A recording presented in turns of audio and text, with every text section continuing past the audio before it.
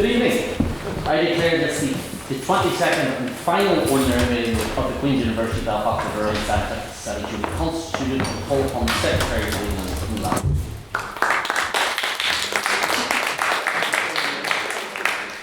Hello.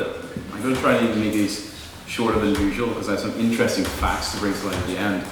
However, on April 10th, the Queen's University Belfast Literary and Scientific Society convened for the 21st or contested 22nd, no one remembers, the ordinary meeting of the 176th session to debate the motion, "This House believes Trump's first 100 days have been a success."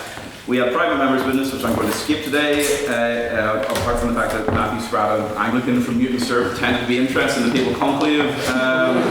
We then moved to President's questions, where a huge child asked, could 100 men beat one gorilla? The President said, obviously. We were watching conclave earlier. Why this is relevant, I'm not sure. President Emeritus Black asked, could 50 Literific members defeat a gorilla? I just wrote laughs. Flynn Nugent asked, could the papal conclave defeat a gorilla? Of course. Jon Burrows, HLM, asked, could the gorilla become Pope? Theoretically. Luke Collins asked, who should become Pope in this room? Our dear James Tourish. President Emeritus Daniel Toff asked, which of Matthew Shank's tweets are your favourite? And Dermot said the one, and I quote, I have never heard of Thin Lizzy, and either have I. Jonathan Massey asked, on the 6th of March, Matthew Shanks tweeted, this nonsense is not welcome in Dunmurry, and Dermot said he likes to walk around Dunmurry with stickers in his spare time. We then moved to a vote of prior opinion, where there were 8 votes for the proposition, 20 for the opposition, and 11 abstentions. Thus, the motion fell. First on the proposition was Jonathan Massey, and interestingly, for the first time in history, I agreed with him. We judge this debate on ideas, not past convictions. Many have pre-decided Trump's first 100 days as a success or failure, limiting discourse and his actions on tariffs in Canada and renaming the Gulf. They reflect a promise-keeping system, however, not public benefit. Our side struggles because success here means doing what was promised and not improving the state. First on the opposition was Hugh Child, who began by quoting Fidel Castro, and surprisingly I still typed the rest of his speech. Hugh said that the US government is meant to serve the people, but under Trump's first 100 days, it's done the opposite. He talked about health policy with RFK, he talked about major donors and influencers like the Heritage Foundation, as well as Elon Musk being allowed to roam free. He then talked about tariffs and how Doge has economically harmed the market, and then spoke about foreign relations, saying that even the Falklands has been tariffed and J.D. Vance killed the Pope. Second on the proposition was Veronica Lamb. They are eating the dogs, she began. Trump was doing as he promised, Veronica said. She then moved to decry foreign aid as being too high. And then she said that DEI is silly and vain. Well, not those words exactly, but that Trump has resolved them. He may be a felon, but DEI policies undermine our traditional values of hardworking Americanism based on merit. Veronica then said, and I quote, drill baby drill. Trump revoked numerous environmental regulations to increase the extraction of natural oils. Of course we withdrew from the Paris Agreement, because why would we let Europeans tell us what to do? Yeah, 1812. Trump has achieved what he campaigned on. Trump will make America great again, God bless. Second in the opposition was Jack Murray, Sinn Féin's representative. Jack opened by declaring the first 104 years of Northern Ireland, Jack opened by declaring that he spoke about Trump's first 100 days being a per unsuccess, and internationalism, both economically and in respect of foreign policy, is brutish and has been ignorant, helping to enable only China's rise with his tariffs. Jack then gave a detailed takedown of tariffs as inimical to worldwide markets, and then said, thankfully Canada will never be the 51st state, and much like Jack, knows it's far better to remain loyal to the crown. Third on the proposition was Liam Hart. It's no secret that Trump's first 100 days in office have been disrupted, Liam said, but that was not the point. Shake the foundations of the world order was the aim. The motion today doesn't ask whether Trump's success has been good for democracy or the world. It asks if he himself has been successful. Trump did not return to unify, but to conquer, and these 100 days have been an unmitigated success by Trump's standards. Third on the opposition was the Law Society representative, whose name I have not actually got, I apologise. She said there's no clear success in Trump's first 100 days. He promised to end inflation and avoid foreign intervention, but involved US in Israel, Palestine, Yemen and Ukraine, and inflation is at sky-high levels. Despite the MAGA slogans, his record includes just signing 5 laws, issuing 142 executive orders, which is a record low, and facing 200 lawsuits, pardoning January 6th rioters and violating due process by deporting against court orders. His economic promises fell flat, and with trade deficits hitting record high. The only thing he has succeeded at is the formation of a fascist government. Third in the proposition was Matthew Shanks, maiden speaker all the way from Ulster University, who opened by saying, and I quote, Ulster University has the brilliant Dr. Stephen Farry, end quote. Matthew began with a quote that was quite long, but encouraged people to stop fighting and to always challenge entrenched interests, just like Matthew does all the time on Twitter. You have only heard fake news from the opposition, he said. There's been great domestic success under the leadership of Trump with greater engagement. Americans are no longer politically passive. You may not like the tone, but Trump's presidency has sharpened political institutions. He has brought ideological purity, and gone is the era of vague centrism. Fourth in the opposition was Noah Rouse. He has always been a failure. His business has been a failure. Even his marriage has been a failure, Noah said. Noah lamented how one of Trump's first executive orders is limited gender recognition to 2 sexes, undermining what he said were transgender rights. Inflation has soared under Trump, he said. Egg prices in particular, and of course due to tariffs. American government are now waging a war on asylum seekers, Noah asserted, with individuals now being detained for 30-day periods and where they can lose pay and suffer health impacts. This has damaged the pursuit of life, liberty and happiness. We then had question time, which we'll skip. There were 15 votes for the opposition and 19 for the opposition and 5 abstentions. The result, thus, the motion for speakerability carried to the opposition. Before I finish, I just wanted to point out that in my role as Secretary of the 176th session, I have typed over 35,000 words worth of minutes in this House, exceeding both Lincoln's Gettysburg Address, the Lord's Prayer, Churchill's We Shall Find Them on the Beaches, and Rihanna's Greatest Album, Good Girl Gone Back. At 2,710 words. Including that, I cannot read small font and have been forced to use size 16 calibri, no one tag me, meaning I have used 151 papers, therefore surpassing Burke's Reflections on the Revolution in France, Lenin's State and Revolution, Marx's Manifesto, James Orson's PhD, and all of Kennedy and Knox policies written down.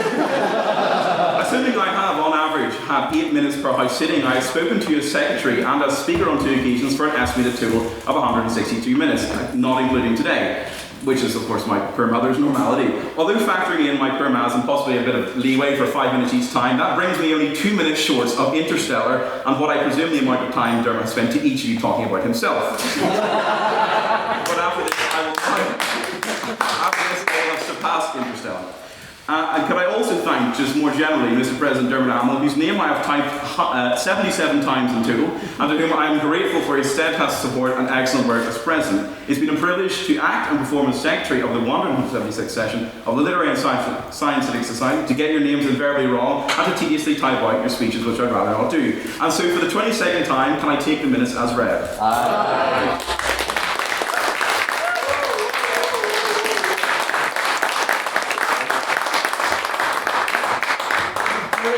Mr. Secretary, now is time for the weekly Dermot Hamill show.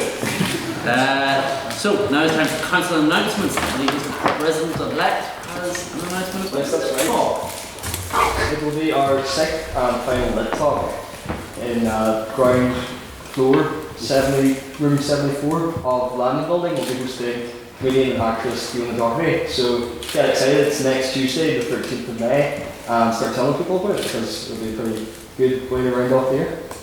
Thank you very much. Are there any other council announcements? Taker.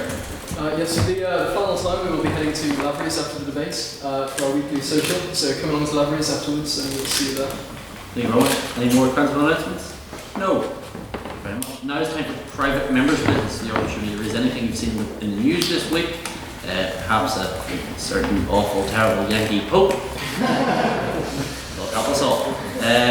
State your name for minutes, please. Misha Gerard. Dermot's already mentioned it, but they say there's no zealot like a convert. Today I've certainly been feeling it. New Pope, thoughts? Thoughts on the new Pope? Huge job for minutes. Just following on from what I said last week, at least now we know why J.D. Vance killed the Pope. I will just also say we have a lawyer in the room, so don't say anything I will. He's very expensive.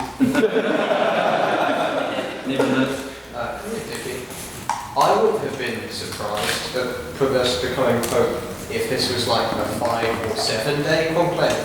But the fact that this was a day and a bit in an American who was linked to a previous scandal and wasn't one of the front runner candidates, won the papacy and came out of the conclave successful has really thrown me for a loop. I did not predict or expect that. Anyone else on this? President Marcus Black? I haven't looked at the news. Is there a Pope? Seriously? After a day and a half? I think he's American. An American? Well, the Holy Spirit has graced us with Robert Francis Prevost. None of us are very happy about it, especially after last week when we heard an American tell us that us Europeans shouldn't dictate how they dictate. Now they're coming over to take our dear Catholic Church. Name for minutes. Matthew Spratt for minutes. I cannot wait to see the Anglican revival. It's going to be tremendous. I don't think we'll see that. Here come the bespectacled anchors. Name for minutes. Fintan, the Lawlor. Hello, Fintan. Hello.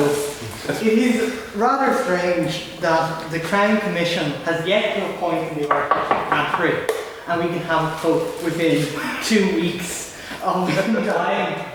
Surely, at this point, the Crown needs to very quickly appoint Cottrell. Anyone else? The Crown doesn't. Leave a minute. Jonathan Massey. The Crown doesn't need to appoint Cottrell, but it does need to appoint somebody quickly, preferably with the input of the lovely African Anglican Church, but I don't think anybody are really interested in that.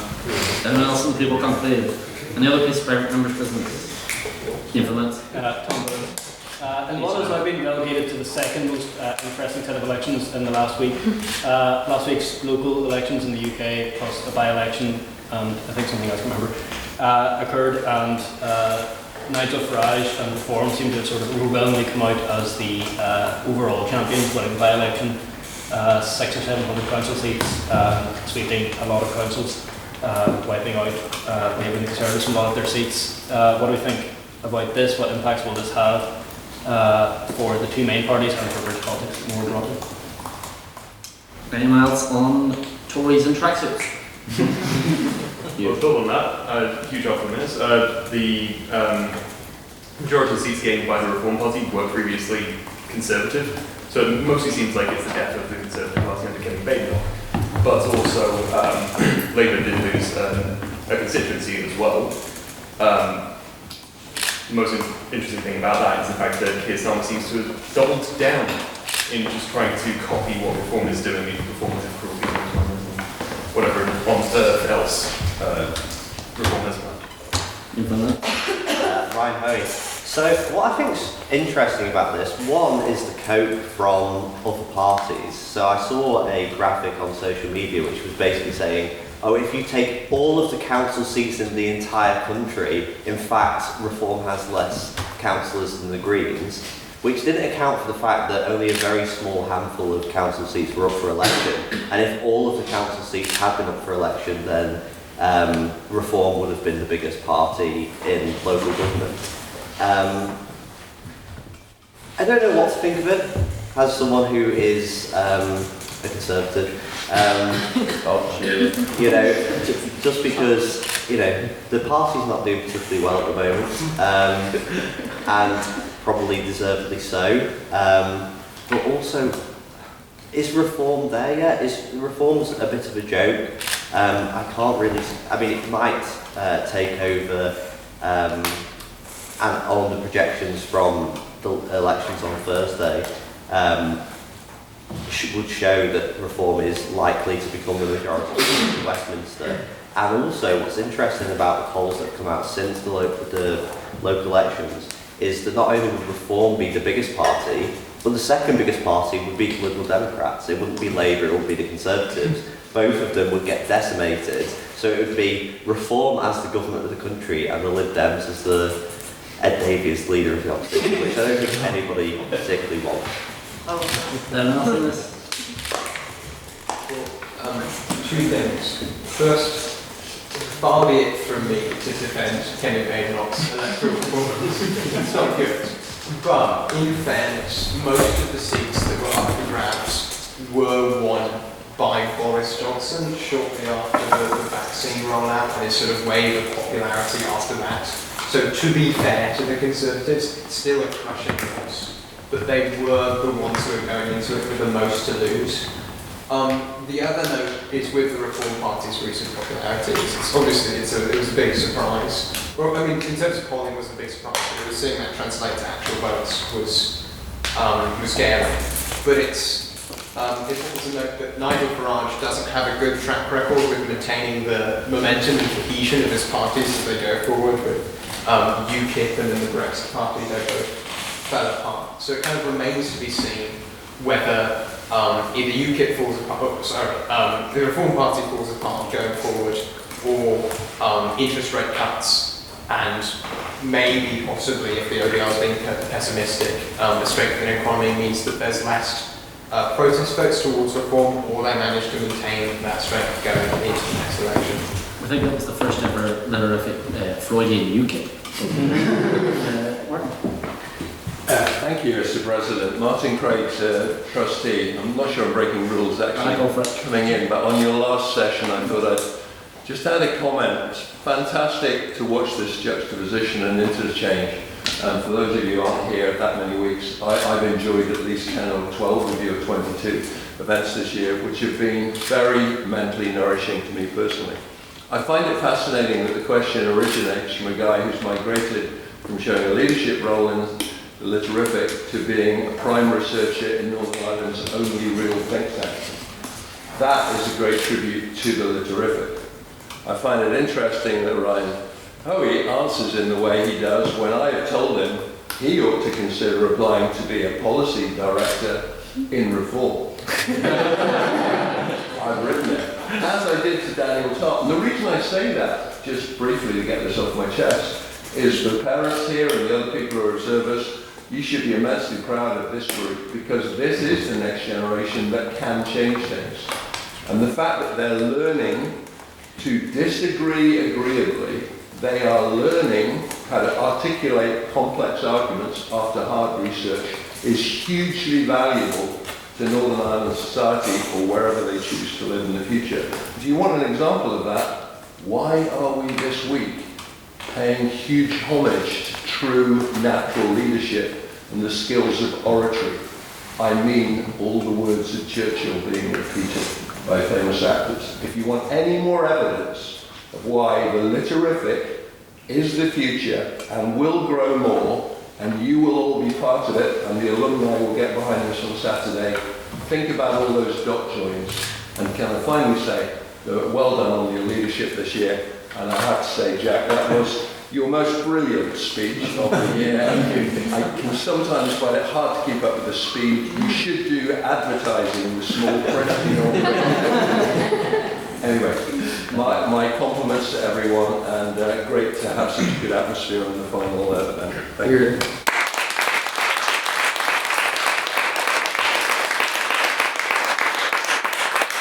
Any final piece of private members' business? No. Oh. I think we saw the Trump tariff deal signed recently. Off the top of my head, it was the 10% flat rate is staying, but the aluminium and steel tariffs have gone to zero, and I think the import on cars has been lowered. And I've been wondering what the House's thoughts on that. On the US-UK trade deal, Dermot? I think one of the kind of the bits of the small print of that deal actually, to go back to the earlier point, stipulates that in exchange for a pope, the Archbishop of Canterbury has to remain vacant. So the three boys I mentioned earlier, keep waiting folks, it's only 3.5 years. Right. Well, as Martin has now appointed me as Reform spokesperson, I'd just like to say that I think it's very good that the UK is able to sign an independent trade agreement with the US, which we wouldn't have been able to do if we stayed as part of the European Union. Wow, that was good from that. John? I want to just say that I think it's really sad that the UK has signed a trade deal, which we should have been doing as part of a unified bloc of Europe, as part of a sustained European Union. And vote from John?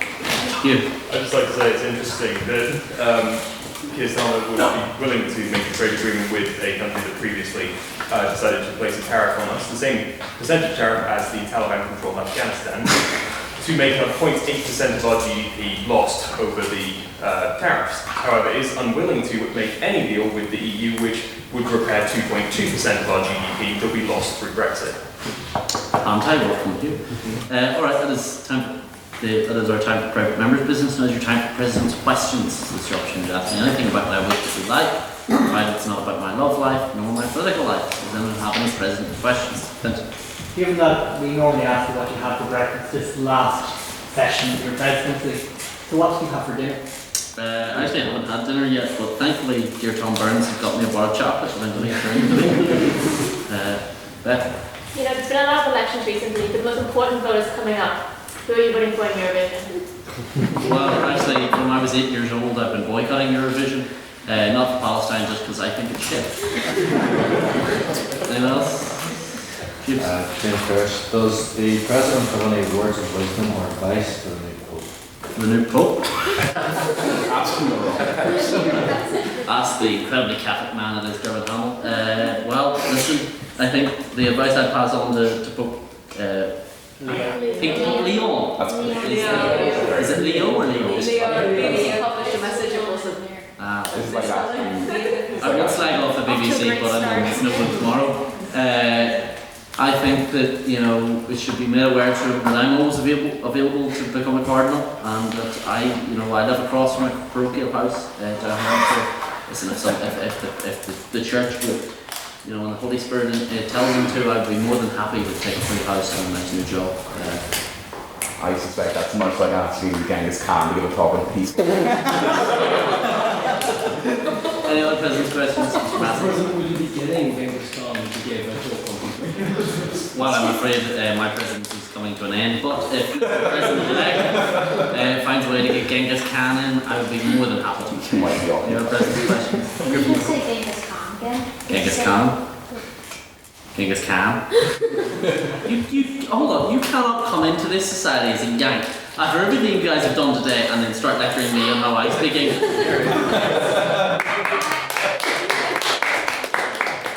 Listen, I'm sure Gavin will be very shocked to hear me kind of repeat a British talking point, but remember 1812, right?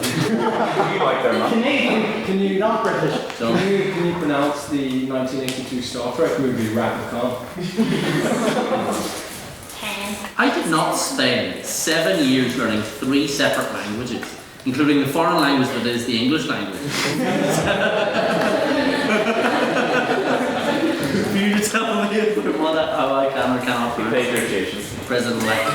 President Hamill, as you are impartial to a pun, what is your favourite pun? I don't have a favourite pun. Puns come up in the moment. But I'll have one by the end of the night. So. What did you have for breakfast? I actually forgot to have breakfast because I went to work to collect my pay slip, and they decided to underpay me, so I was in a bad mood all day. But I've had about 6 cigarettes, if that works. Any other president's questions? Mr. Jon Burrows. I'm aware that the AGM has already passed, so there's no way of kind of changing anything too massive about the way that any of the rules in council are elected. But as an outgoing president, out of all of your sort of age and wisdom and other things that the court that you may have now, would you be in favour of changing the voting style for AGM to more of a kind of a conclave type approach, in which we all get locked into a room and basically just kind of who comes out at the end? I have actually been thinking on this. I think instead what we ought to do is we ought to give the powers of Pope to the President, so he may speak with the voice of God if needs be, and he selects the council as and when he wishes, as I do with those emails. What are your thoughts on the first Presbyterian Pope over there? Listen, Daniel, a coup's never too far away. Did it to 2 presidents, I can do it to 3. Instead of a conclave style method of electing the next liturgical president, could we get a Genghis Khan style method? Well, the problem is in any kind of Genghis Khan dictator style presidency is Daniel is about 5'6", so there's no way he's going to kind of trial by combat. Similarly to how I never would, but you know, we could consider it in the future, and that would be something to put your president-elect. President-elect, if any. Mr. President, given my height, instead of the Genghis Khan style election, does that mean it's a Genghis Khan style election?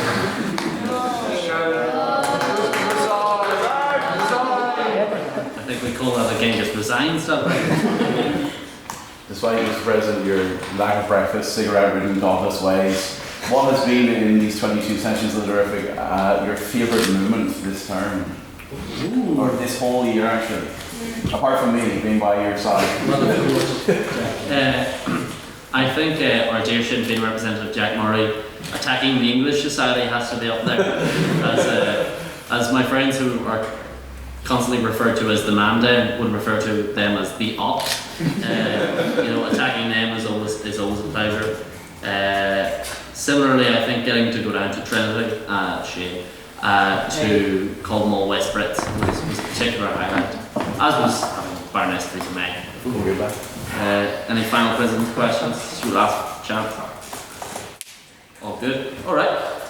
Now it's time for a little introduction of our speakers. So up first on the proposition with Gavin Booth, making his return to the Lotterific after last year. Gavin is a lawyer with Phoenix Law and has been on some of the biggest human rights cases in the history of this state. We have James Tourish, Irish Times semi-finalist, Litterific Technology Officer, winner of the Litterific Schools competition. Now we have Ray Thien, Vice President-elect of the Society and current schools convened one of the largest ever schools competitions in the history of this society. We also have Jon Burrows, political commentator and former member of the PSNI, who I'm sure will have plenty to say on this debate. We have Fintan Lawlor, former honorary life member of the society and disgraced external convener. Fintan has joined us in his lateness all the way from Trinity College, Dublin, which we should all be ashamed of. And we have Irish Times semi-finalist and current external convener of literature, Jonathan Massey. Jonathan comes from England and we should all try not to hold that against him. But we have speakers from north, south, east and west tonight. So channel your inner Edward Carson as I always do. Have fun. Quick run through the rules. Speeches are 7 minutes long. First and last minute is protected time, which means no POIs, intervention. To offer a point of information, raise your hand, say on that point, POI or point of information. If you say point of interest, I have a brass gavel that I will chuck at your head. If you have an emergency or need to raise anything, please direct your point of order to me. Do not swear. Anyone that swears owes the house a bottle of port, which I will be sending Vice President-elect Ray Thien after you for. She's a rather scary American. She will come for it, just like her people did for Iraq.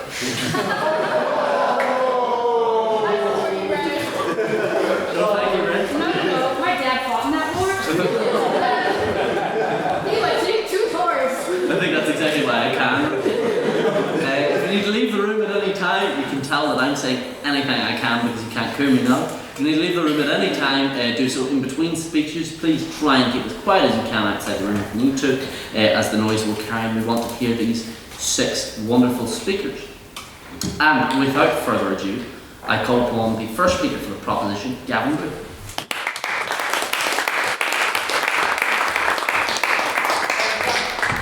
Thank you very much. It's always really good to go first because then we can criticise you to your face.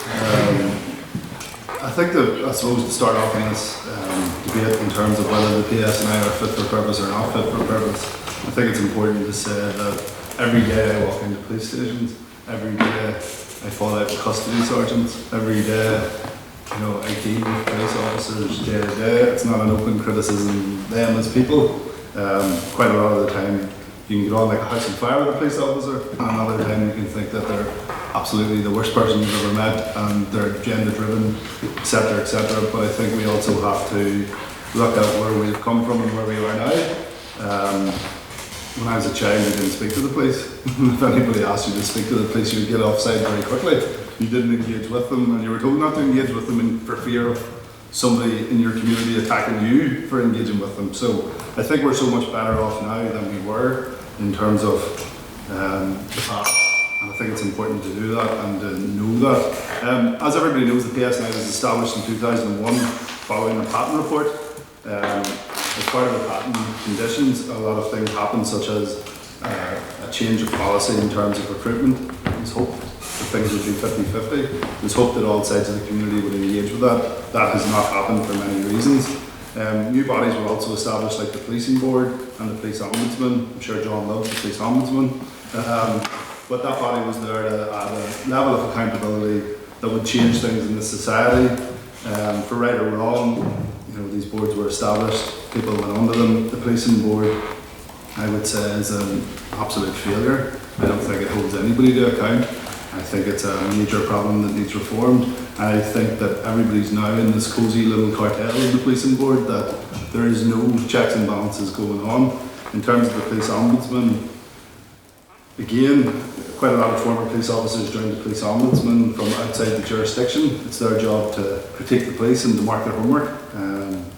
I don't think it's an easy job. I think that the Police Ombudsman's role was extended also to do legacy investigations. Many people have problems with them. My view on it is that they serve a certain purpose, but when we had former police officers challenging them at every time and not given proper powers to the Police Ombudsman, I think we didn't get the maximum thing that we could have from it.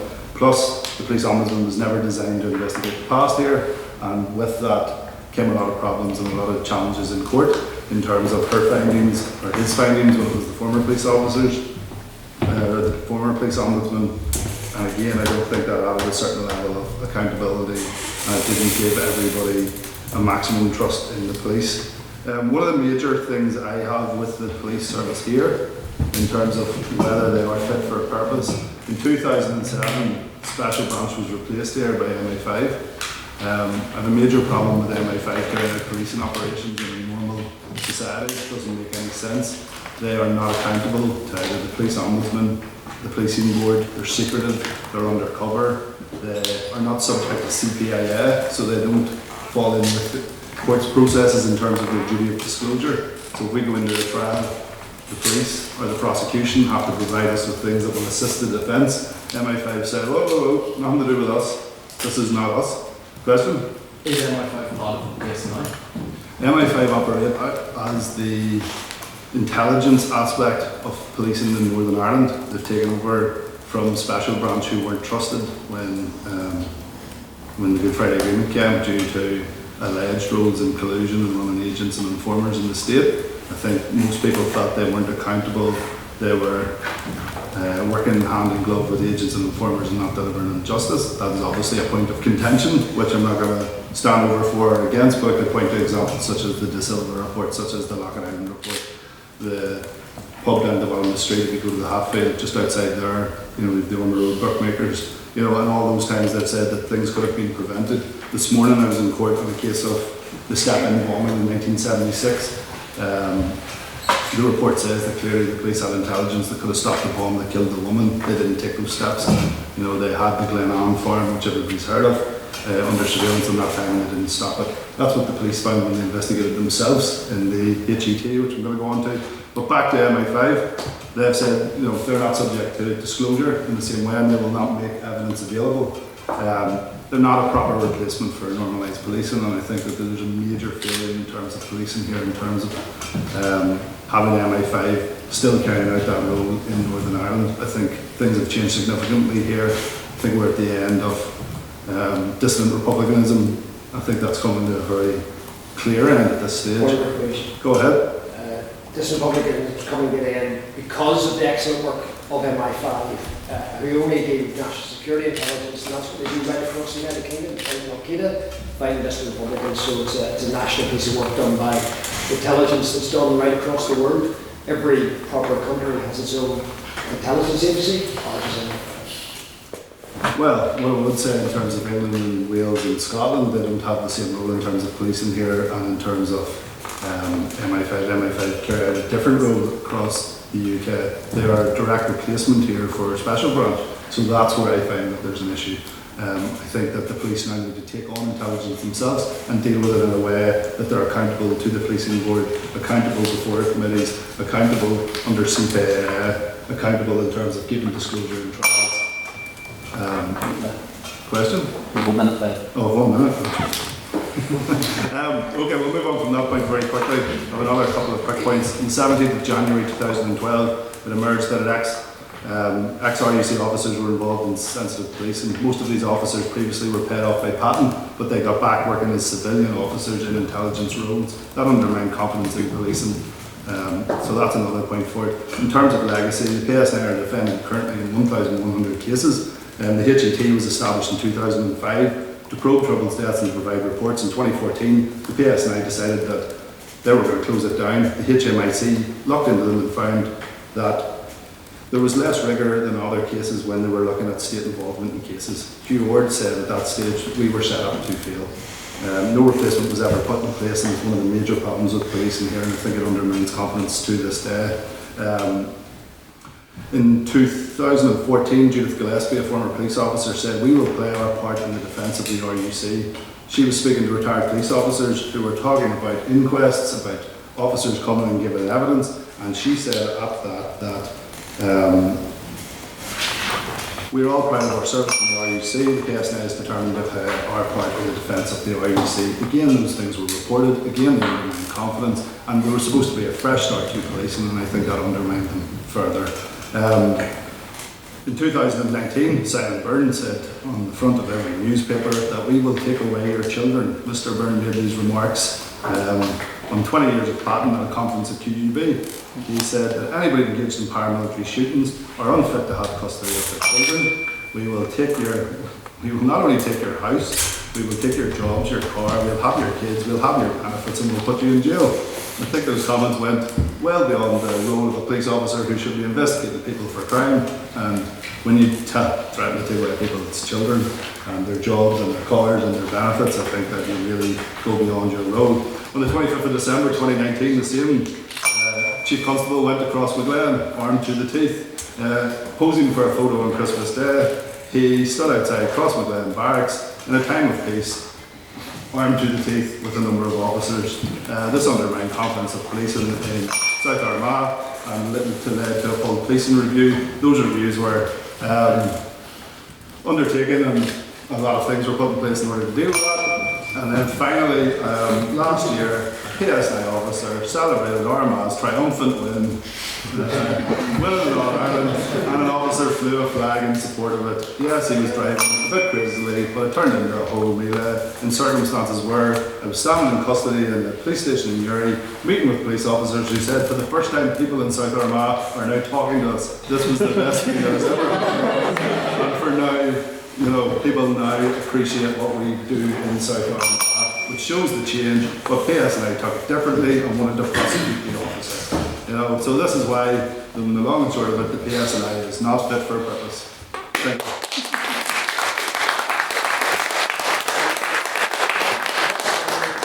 Thank you very much, Gavin, and I think for the first time I'm going to say Armagh for Sam. Up next, to open the case for the opposition is former PSNI officer Jon Burrows. The PSNI should take no lessons on obeying the rules by a solicitor who ignored the bell, went well over his time, but we'll move on from that in the spirit of reconciliation. Gavin was focused on the past. Always legacy, which has probably built Gavin's extension, because recently it was revealed that for about every £3 spent on legacy, about £2 was in the lawyer's pocket. It's the first minute, so you can't get any more. See what we're up against. You see what we're up against. Look, people, be objective tonight, right? Don't vote on the basis of ideology, what you've heard, stereotypes. Listen to the evidence. Police are judged to be evidential, following facts, being impartial. If you do the same, you'll vote on this side of the House. Okay, the PSNI's achievements are remarkable. Established over 20 years ago, surrounded by the difficulties of Northern Ireland legacy, the toxic past, discipline threat, political dysfunctionality, arrangements like the policing board that don't work, and yet the PSNI has delivered.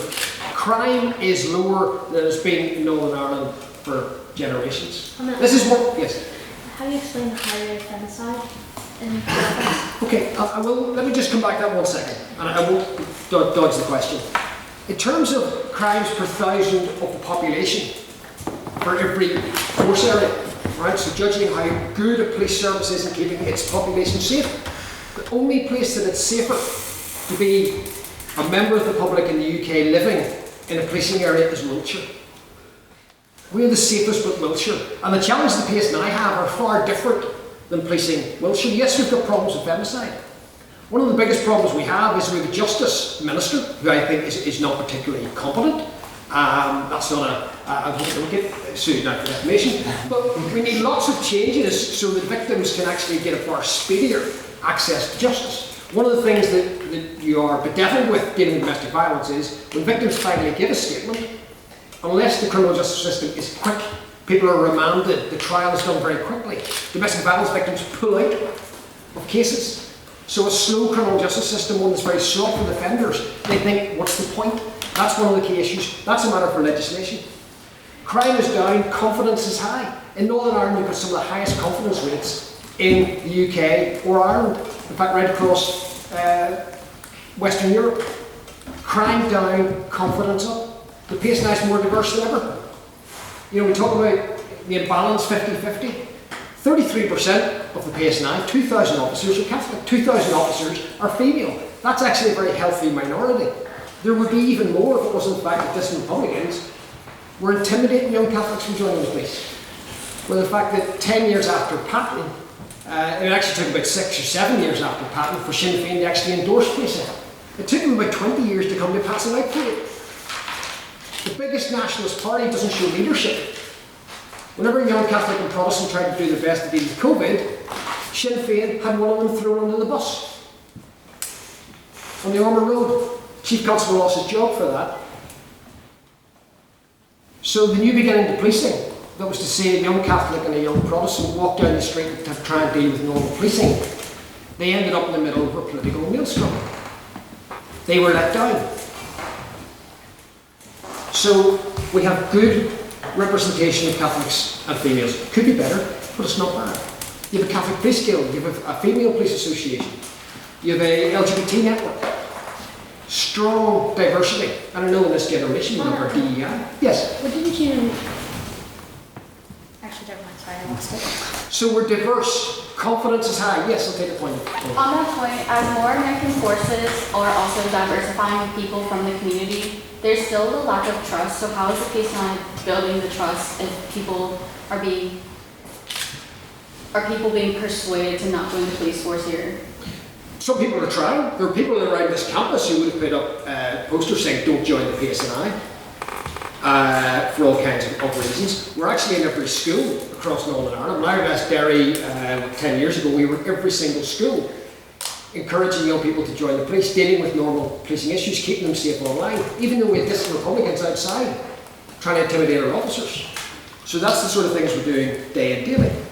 We've dealt with dissident Republicanism. We have literally, or the PSNI has decimated dissident Republicanism. They're now a small rump.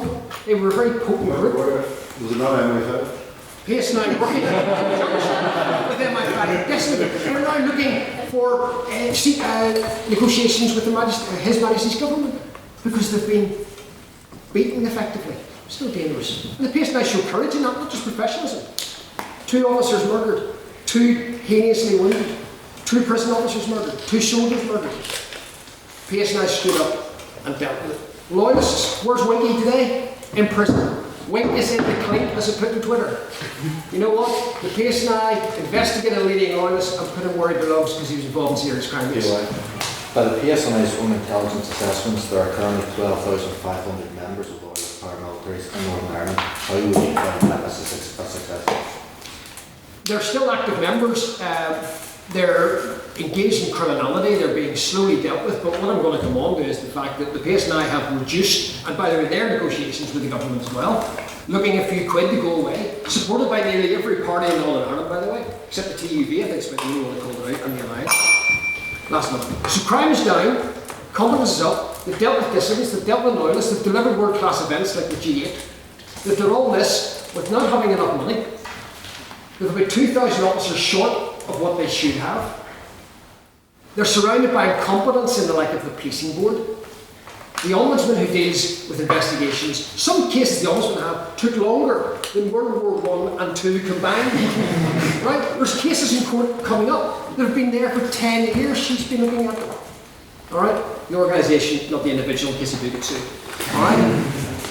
Slow ombudsman. That has really affected the operational confidence of the PSNI. That's why it's a little bit risk averse. That's why it doesn't do things that other police forces do. Put mugshots out of convicted defendants who are on the run or haven't turned up at court. Put out CCTV images. They're frightened because we've got a very active legal body here. Usually a very well paid one. We're paid really, really well. The bell rings, you can't speak. So you have those headwinds, and I am finishing here. Right? The men and women of the PSNI put on their uniform and they go out and serve you. Alright? Check under the cars before they do so in case they get blown up. They can't tell people what to do. They sometimes have to lie to their own children. They do all that to keep people safe. They've done a remarkably good job despite all the challenges. They deserve your support tonight. So leave whatever prejudices you've got or pre-formed views. Listen to the evidence, follow the facts, and vote in this set of evidence.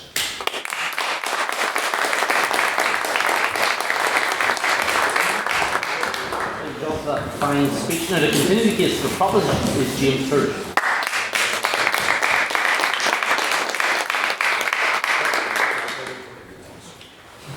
good evening, members of the House, distinguished guests, and of course, friends. Today is certainly one of surprises. We have seen the election of an American Pope in court in Dublin today. Jerry Adams has once again denied ever being an IRA, and I find myself at this podium again very unexpectedly due to Patricia unfortunately not being able to make it here this evening. However, regardless of circumstances, I do believe we gather here today not out of malice, but out of necessity, to highlight the fact, and indeed the uncomfortable reality, that the police service of Northern Ireland has failed and continues to fail the people that it is sworn to protect and serve. Putting aside ideological differences, as we all today should, I do think that the men and women of the PSNI operate under very difficult circumstances. It's not an easy thing to do, and I do take into account the fact that they make extreme sacrifices, not only for themselves but their families, their local communities. Those things should not be neglected. However, if we are to enter the debate here this evening with honesty and with a fair intent, then we should measure the PSNI's service and their fitness to serve by their own bars of success, and of course the standards set out in the Patton Report of 1999. The renaming of the RUC was of course supposed to do far more than that. It was to try to make policing in this small part of the world normal. It was to establish a new code of ethics, to ensure accountability for a service that had been plagued by a reality of collusion, corruption and downright failure to appropriately represent and serve a large section of the population in this province. Indeed, the PSNI has failed in this field. I think of the fact of the representation of Catholics. Only 25% of the PSNI's officers are Catholic Northern Ireland born, and despite a concerted campaign from the organisation to address these concerns, we've seen a former Catholic officer recently in the Belfast Telegraph speak about, in his words, a raft of sectarianism. Point of information. Yes, I'll accept. I wrote in that case myself. The allegations were correct. The Chief Constable said the policing board agreed with that. The young man has dropped his case and he's retracted his allegations. So check the policing board and check the Belfast Telegraph tomorrow. That was unfortunately not an accurate report. I'm very glad for your intervention. After disparaging the policing board for 7 minutes, you know you defend their judgment.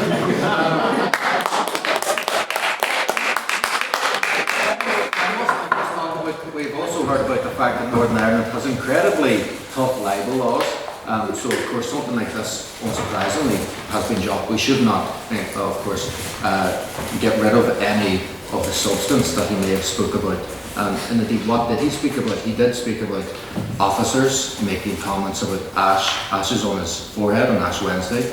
He spoke about officers swearing at nationalist politicians on TV. He spoke about officers whistling the sash going up the corridors on 12. Of course, we've heard about, and I take the point that dissidents are a big factor in Catholics not having trust in the PSNI, not wanting to join the PSNI. Totally understand that.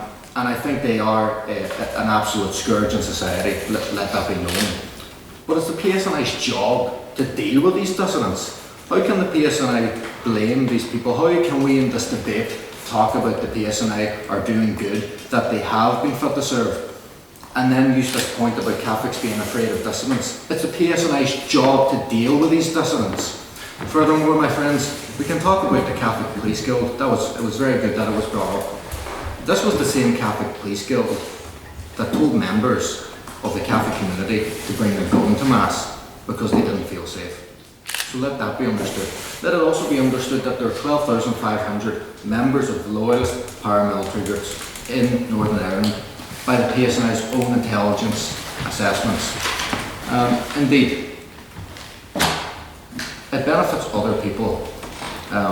Sorry, this is other notes, apologies. We can also speak about the failure of the PSNI's we can talk about the PSNI's failure of its own members Of course, this was to be brought up, the data leak. If the PSNI can't even appropriately protect and defend their own officers, then how can we expect them to protect and defend us? The fact is, the PSNI, by their own accord, released the second names and the first initial of each and every single, most police officers in Northern Ireland and their corresponding police station. That's a failure. That is just a downright failure. Indeed, we also speak about the fact that the PSNI kicked a teenage boy in the head last year while he was pinned down. But of course, I do want to talk about this very fundamental issue, the very fundamental motto of the PSNI, keeping people safe. If that were true, if they were fairly and truly living up to this standard, then they have failed. Northern Ireland is the most dangerous place in Europe for women. That's a fact. That's undeniable. That's something we have to live with. It's something the PSNI has not appropriately dealt with, and I see, for that reason, and the others listed, the fact that they have failed, and they continue to fail people of this province. Thank you.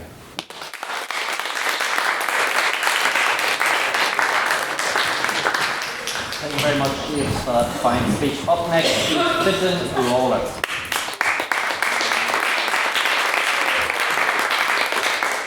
Now, Mr. President, Mr. President-elect, Mr. Secretary, I do have to apologise for being late. As it happens, the PSNI are certainly very effective. As I was driving up from Beach today, coming back from work, I was indeed pulled over for speeding. And I thought, so indeed, if we were to argue whether or not the PSNI is a fit for purpose, they are certainly very good at road policing. Now, I'm back here again to discuss something that I indeed have no qualification of as a Southerner. So I'm going to begin by talking about America. And I had written this week before we suddenly had a Pope. Similarly in America as Northern Ireland, policing is a rather tricky issue. As we saw in 2020 in Minnesota, indeed there's massive racial bias amongst police. However, in Northern Ireland this is indeed discrimination of a separate nature. And there has been concerted efforts through the Patton report and continued practice in the PSNI to try and improve this issue. Further to that then, we look at a world in which, the proposition so far to widely argues indeed that the world has become a much darker place, and that when those we trust and demand to keep us safe in various ways of life, in a way that is not, act in a way that is either discriminatory or even worse violent, is of course very, very grave.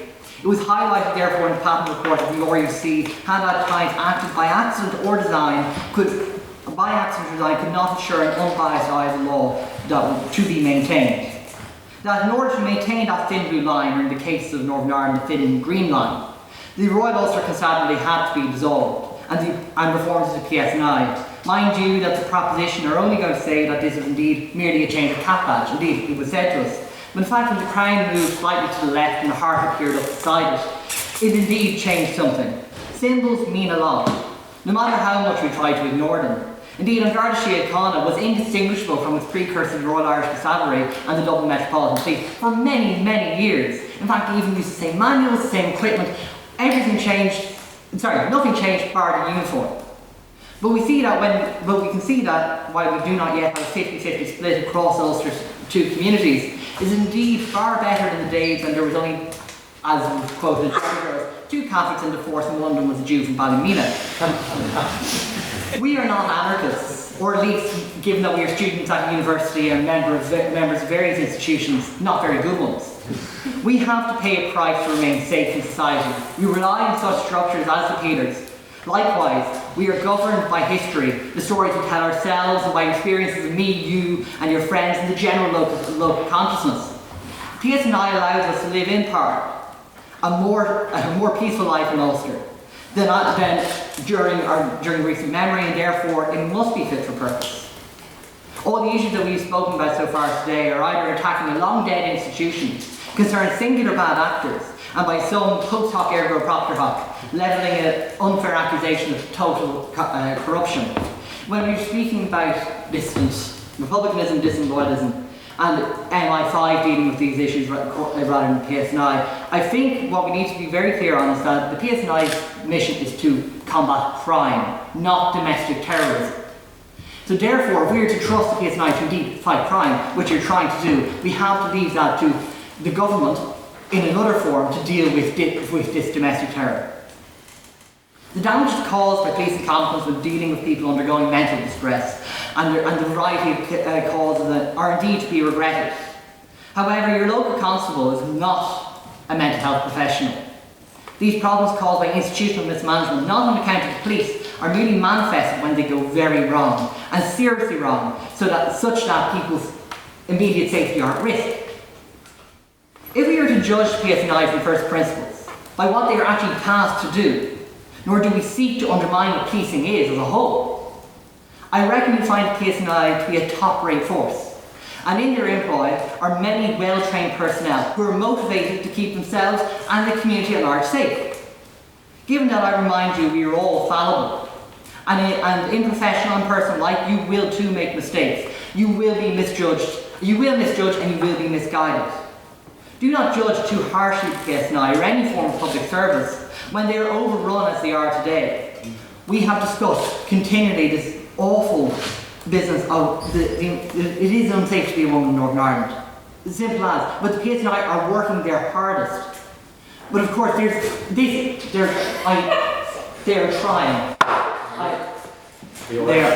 Yes. Regardless of whether it is management at the top, which is the reason there's failures, and I don't blame local officers on the ground on the beat, because it probably is very top level management to blame for a lot of these failures. Is that not still a failure of the PSNI as a whole, even if it is those at the top to blame? A failure doesn't necessarily mean something isn't fit for purpose. Indeed, it implies that improvement is required. Improvement is always required. We are all fallible, as I've just said. Of course, there is imperfections with PSNI. There are going to be bad actors. There are going to be issues in communication, whether it be even that the power is out in the local barracks, and the next thing you know, they can't get a phone call. There's all these issues that are going to present themselves. It is about how they react. We need to see, of course, comprehensive action to deal with women's safety in Northern Ireland, but also that implies a whole new approach, not on just behalf of the PSNI, but the justice system as a whole. So do not judge too harshly is the key thing here. Do not judge too harshly. The finger of blame is not to be on the chief constable, but rather we ought to look at government on how to properly reform society and to allow everyone to act within their described remit and not to stray elsewhere reluctantly or by necessity. And that is, all in all, an imperfect situation, but indeed the PSNI are indeed today fit for purpose.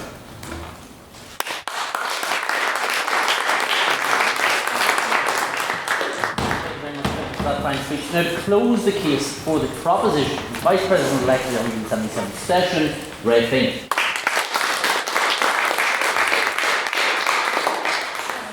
I will start by saying that I must give a disclaimer.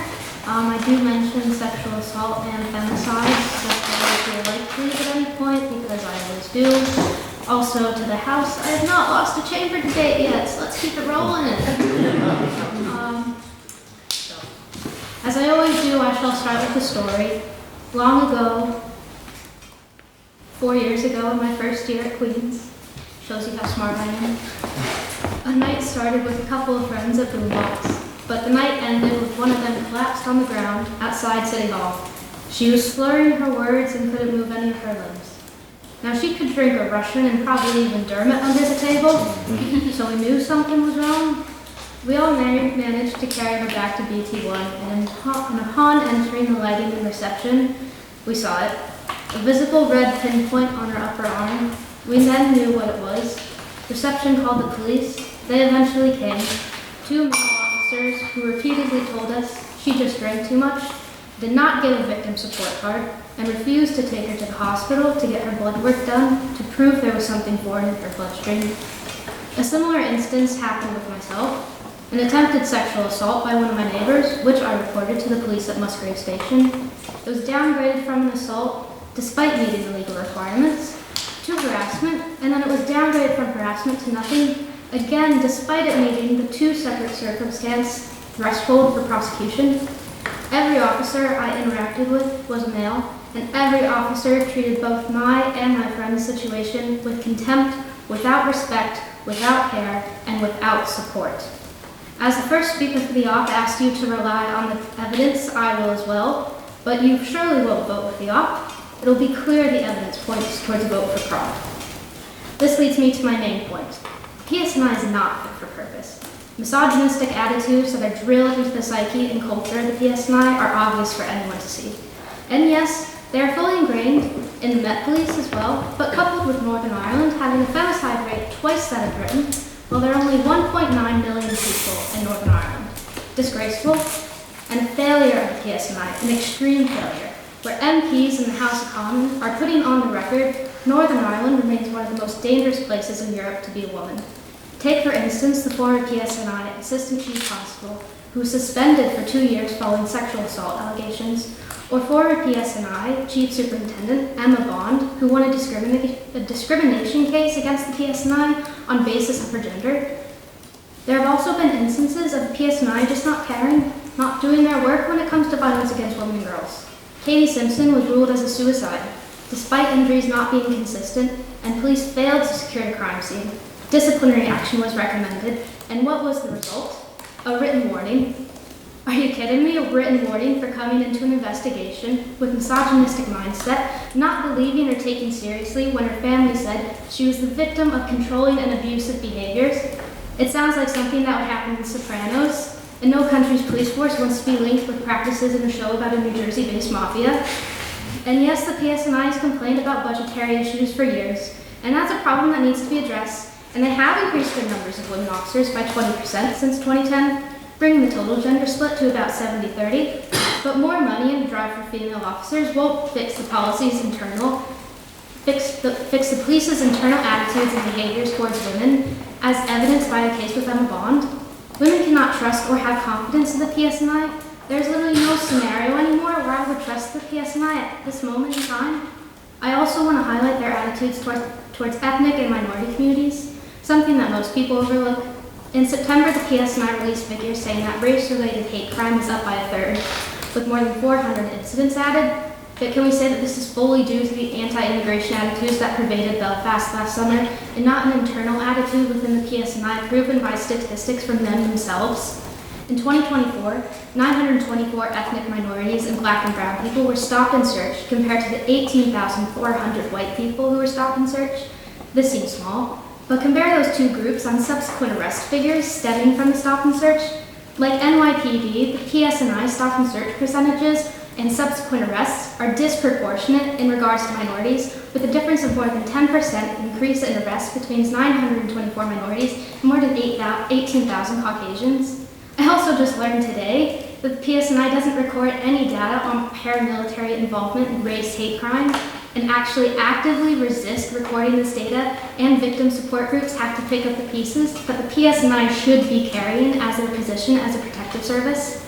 The Council of Europe's European Commission Against Racism and Intolerance has said that PSNI have reportedly been reluctant to investigate effectively for fear of upsetting the fragile peace prevailing between different paramilitary groups. Again, what is that?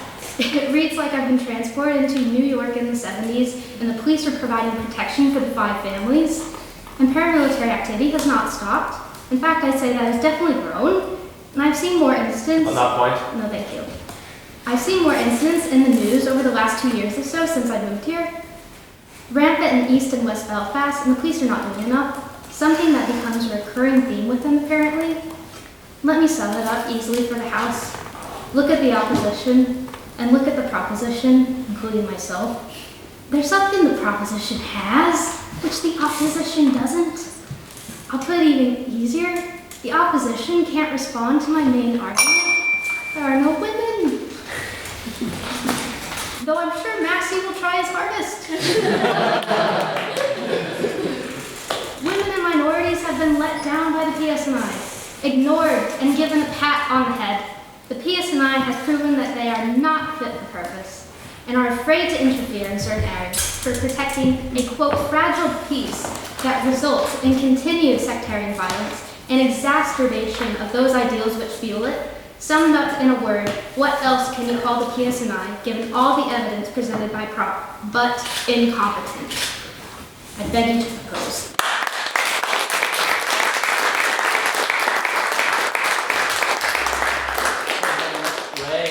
Approved the debate is external to Bill 176, Secretary Jonathan Massey.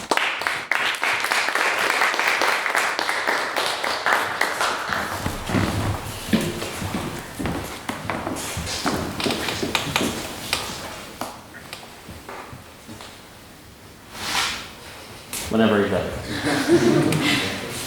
What is it for something to not be fit for purpose? No one on either side of this debate yet has actually discussed what the actual specific meaning of fit for purpose should be. Tonight, I want to present you a simple argument. Policing as an institution is not fit for purpose. Policing as an institution fails. But within that failure of a global institution, the PSNI tries slightly better than other comparable forces. What are the objectives of policing? To protect the public by detecting and preventing crime. That's the definition provided by the House of Commons. That's the definition set out in common law. For the police service to be fit for purpose, it's not about a pure, singular system which is unequivocally perfect and does not make any mistakes. We've heard plenty of times how many mistakes the PSNI makes. We know how many mistakes all police forces make. The question is, does the PSNI have the capacity for reform, for improvement, or is the structure that the PSNI has ultimately incompatible? Is it irreversibly damaged? Is it incompatible with democratic norms? Is it significantly worse than other similar policing services? The ultimate and difficult situation we find ourselves in is that policing is globally not a perfect system. We know how flawed and how damaged it is, but there has not been a clear alternative to it set out. There's not been a clear alternative to it created. Naomi Long says that many of the issues within Northern Irish policing can be fixed through increases in funding, through increases in manpower. Well, I say if they can be fixed through increases in funding or increases in manpower, then it's not that the PSNI is structurally unfit for purpose. The structure of the PSNI is then sound. The PSNI structure is the best in Europe, quantifiable. No other police force in the entirety of Europe has the scrutiny, the independent oversight, the criticism that the PSNI faces. If we say the PSNI is completely unfit for purpose, which the House is free to do, we then say every single police force in the rest of Europe is also unfit for purpose. And maybe you're willing to do that, but there is no clear alternative. The PSNI is quantifiably better than the mainland UK. We've heard from our first speaker how crimes per 1,000 people in Northern Ireland is significantly less than in England or Wales. 51.1 per 1,000 compared to 88.1 per 1,000 in England and Wales. Drug seizure incidents are on a constantly declining rate. Last year saw the lowest number of antisocial activities reported since the early 2000s, down 3% year on year. But when policing is stretched beyond its purpose, it fails. When policing is stretched beyond protecting the public by detecting and preventing crime, it fails. We see this with failures of police forces to respond to mental health incidents, because that's not detecting and preventing crime. That's a completely separate social issue which governments have not equipped police forces to deal with, and which governments have not been interested in addressing. We see this in, as Fintan mentioned, domestic terrorism. Yes. If the police force isn't equipped, doesn't that mean it's not fit to serve? Are you just not? No, because the purpose of the police force should not and is not under common law to address mental health concerns. The purpose of the police force under common law is to detect and prevent crime, but it is being stretched far beyond its core purpose. Domestic terrorism is not crime, it is a separate issue tackled by MI5 as we've heard. And then we get on to the biggest issue in this debate, the issue of the situation of women in Northern Ireland. Now, Ray has given a great sort of case for why the PSNI has failed. But I think to say the PSNI has failed in Northern Ireland and has failed women is to ignore the depth and complexity of the issue. The PSNI has been in a position where they were always going to fail women because of Stormont. The Northern Irish Executive has failed women. Northern Ireland has consistently been slow to bring laws. They haven't brought forward laws on domestic abuse. They haven't brought forward good laws on stalking. They haven't brought forward good laws on coercive control. They've not extended spiking laws despite calls to do so. In 2024, legislation to extend spiking laws fell through. Stormont is what is failing, and that is trickling down to other systems in Northern Ireland. It's trickling down into the PSNI. Spiking is up 108% in 3 years. That's not in Northern Ireland, though. That's across the whole of the UK. This issue is not a Northern Irish issue. It's not a PSNI issue. It's a UK-wide issue. So, yes, perhaps the PSNI could have done more. But if all police forces across the entire country are facing the same failings, is it the PSNI that isn't fit for purpose? Or is it British law that isn't fit for purpose? Is it the institutions that govern Britain that are not fit for purpose? Northern Ireland has deep-seated cultural conservatism when compared to other regions of the UK. This has been studied in a 2023 report from the Northern Irish. The 2023 report from the Northern Irish Life and Time Survey found that whilst it is true that Northern Ireland leans to the left economically, it remains strongly right of centre socially. And right-wing countries are the countries most linked to issues of femicide and domestic abuse. We've heard that Northern Ireland is the most dangerous place in Europe for women. But let me give you a list of other places at a similar level of danger, and perhaps you won't think of them as that. Finland. People don't always think of Finland as a dangerous place, but that is equally as dangerous as Northern Ireland. Germany, Croatia, Latvia. These countries are members of the European Union in good standing, and yet they still suffer similar issues to Northern Ireland. And because of cultural conservatism, and because of lax laws and an inability for legal and institutional adjustment.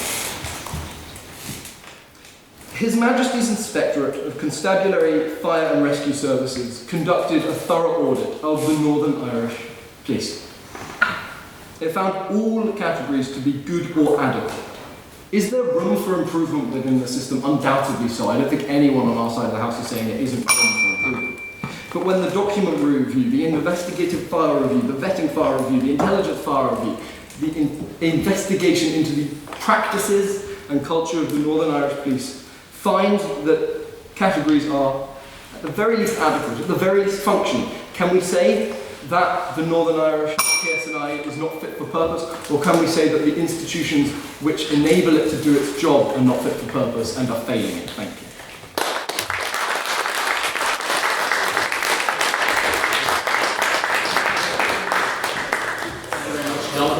Fine speech.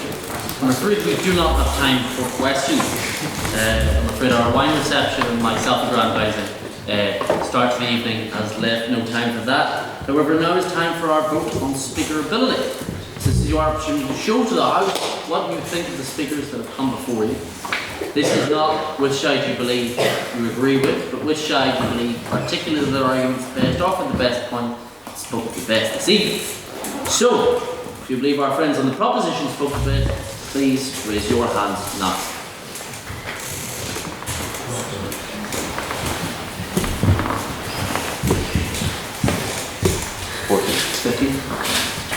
Those that believe the opposition spoke best, raise your hands now.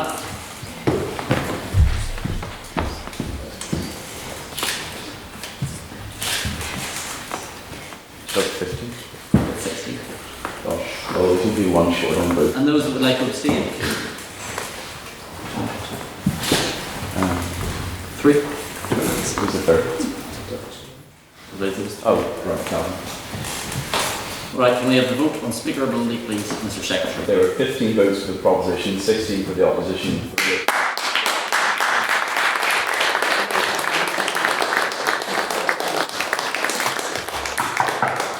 Before I close the evening, I'm going to hand to President-elect Devenney. before I make my last speech before you all. I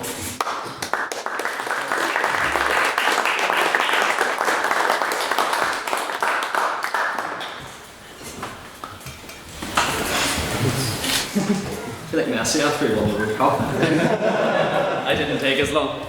Definitely get used to this. Members of the House, esteemed guests and speakers, I just want to ask you one question. What has been the defining moment of President Hamill's presidency? Now, we need to think of other defining moments in other great leaders. Lincoln had his Gettysburg Address. MLK had his I Had a Dream speech. Churchill had his hour. But Dermot Hamill has not just had his hour, he has had his year. 175 years of the Terrific, the oldest society on Queen's campus. And that presence has been felt, that prestige has been held. Because when you think of the crowning moment of President Hamill's presidency, the crowning moment of the 176th session, the crowning moment of the 175th year, well, you can take your pick. Theresa May Lit Talk, hosting the Irish Times final. So many great events that we've had this year. The massive schools competition that we've had. We've brought discourse to Belfast. We've succeeded in our mission. And who was at the helm? Who was at the helm? Who steadied the ship when we went through the waves of events and socials and debates? It was our one and only President Hamill. I'd like to call him up actually. Come on ahead.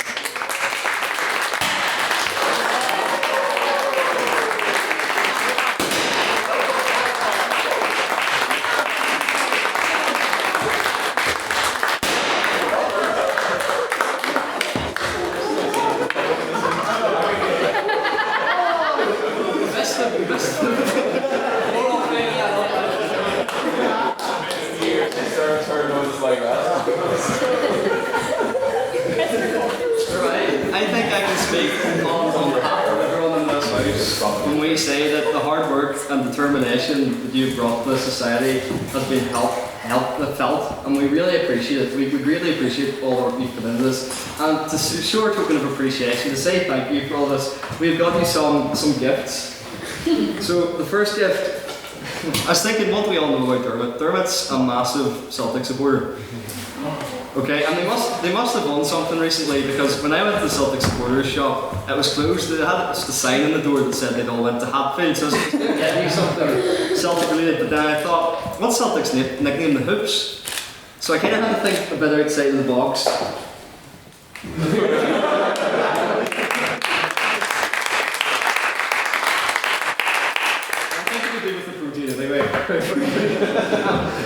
Next up, I've got a bit of an inside joke. So Dermot, if you'd like to explain to the house what this actually means, you can see the label there. If you'd like to explain. So, in my first speech, it was this house of bank who we love, and at the time, most of you be too young to remember it. Like, who we love, it's like across this big page of Facebook.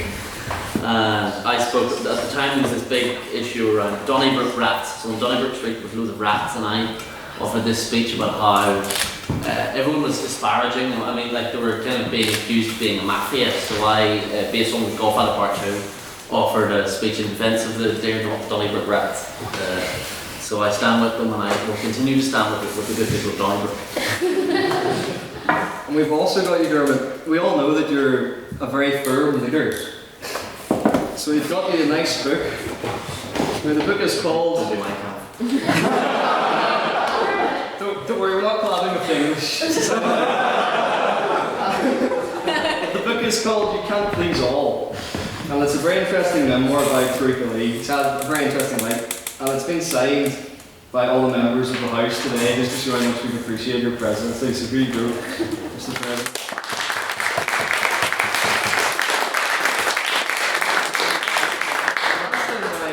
Of gifts.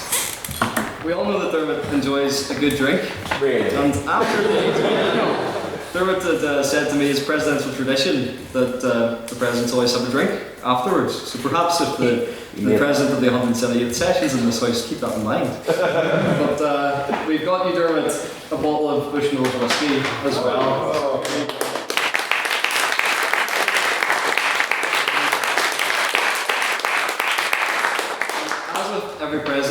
served us well. Ryan, we would also like to give you a gift. Yes, so, if I can find it. So, there is the, thank you, a bit to show.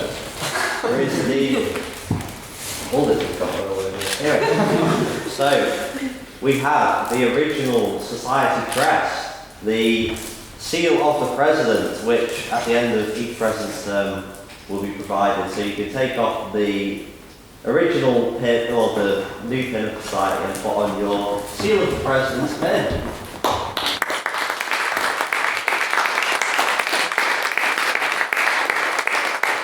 Mr. President, just to end, if you'll allow me, I'd like to give you a short. I just want to say, on behalf of all the members of the House, you've been a great friend and an amazing president. You've done our ma proud as an Orchard County resident. So now, as your prolific term has came to an end, we just want to say a massive thank you and look forward to seeing you debate again. Here's to President Hamill, everyone.